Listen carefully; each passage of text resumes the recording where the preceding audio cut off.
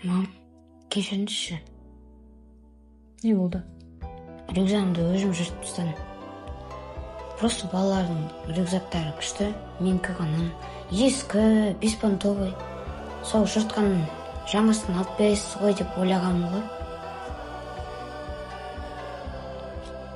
Келе башча. Мамаңда ақша болгонда саған бәрінен де күшті рюкзак алып берет, иә? Бірақ шындықты айтқаның дұрыс бол. Ақылдым мені. Енді ренжімейсіз ғой, иә? Жоқ. Қалай мен бұндай тәтті балаға ренжимін?